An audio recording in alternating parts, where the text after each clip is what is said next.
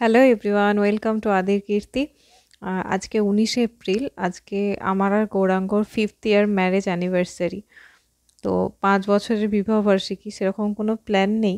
আমরা তিনজনে যাচ্ছি একটা মন্দিরে, মানে সামনেই একটা টিটিডির মন্দির আছে, ওইখানেই যাচ্ছি। তিনজনেই রেডি হয়ে বেরিয়ে গেছি।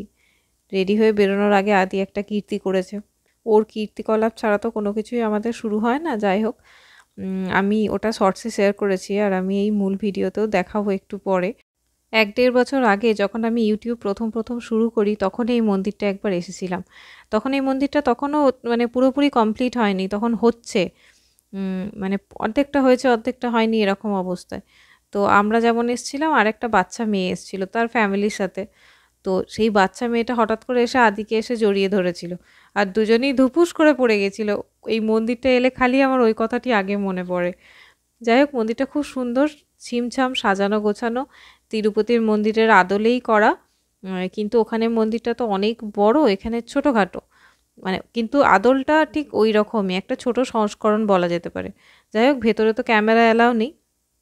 আমরা আগে দর্শন করে নিয়েছি, তারপরে এখানে বসে বসে প্রসাদ খাচ্ছি। প্রসাদে 3 রকম ছিল, আমি যেটা নিয়েছি সেটা একটু মিষ্টি মিষ্টি, আর একরকম ছিল একটু টক ধরনের ভাত, আর একটা ছিল ঝাল ভাত, মানে পুরো গোলমরিচের গুঁড়ো দিয়ে তৈরি ভাতটা। তো ওটা তো প্রচণ্ড ঝাল হয়, আমি খেতে পারি না। আমি তার জন্য নিইনি, আমি এই মিষ্টিটাই নিয়েছি যাতে আদিও খেতে পারে আমিও খেতে পারি। এখানে এত বড় জায়গা দেখে আদি আমাকে বলছে, মা একটা বল নিয়ে এলে ভালো হতো, এখানে কি সুন্দর বল খেলতাম।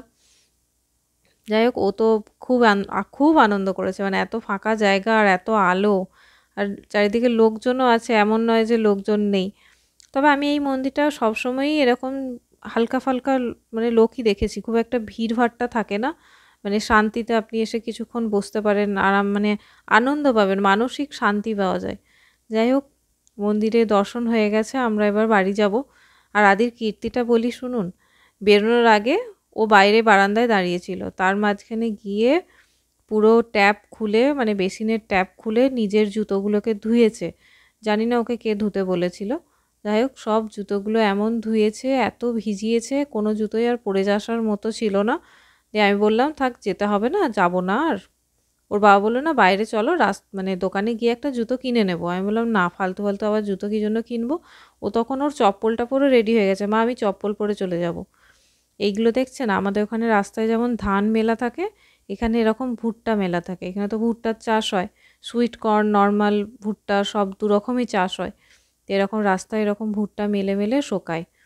তো এবার আমরা বাড়িই যাব, কিন্তু বাড়ি যাওয়ার আগে আইসক্রিম খাবো। আইসক্রিমের নাম শুনে আদি তো রেডি, একদম আইসক্রিমের যেই দোকানটিতে আইসক্রিম খাবো, ও গাড়ি আর রেখে ওকে নামানোর সঙ্গে সঙ্গেও ছুটে চলে এসছে আইসক্রিম খেতে। যদিও আজকে আইসক্রিম খাইনি, ও খেয়েছিল এই চকলেটটা, নিজেই গিয়ে চকলেটের প্যাকেটটা নিয়ে এসেছে। দিয়ে আমি নিয়ে আসার পর দেখছি প্যাকেটটা কাটা আছে, তো আমি ওকে বললাম, যা অন্য প্যাকেট নিয়ে আয়। অন্য প্যাকেট উনি আর খুঁজে পাচ্ছিলেন না। আমি আবার গিয়ে একটা প্যাকেট দেখিয়ে দিলাম, সেটা নিয়ে এলো। বারবার বলছি এই প্যাকেটটা রেখে আয়, না ও ওটাই নেবে।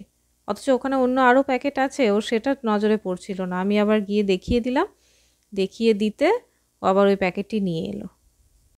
চকলেট তো নিয়ে নিয়েছে, এবার বিল করাতে হবে। আমরা দুজনে দুটো আইসক্রিম নিয়েছি, ও আইসক্রিমগুলো আন্টি আগে বিল করছে দেখে ও আবার নিজের চকলেটটা এগিয়ে দিচ্ছে, যে আমার চকলেটটা আগে বিল করো, তুমি আইসক্রিমগুলো কেন আগে বিল করছো, চকলেটটা আমি নেব তো।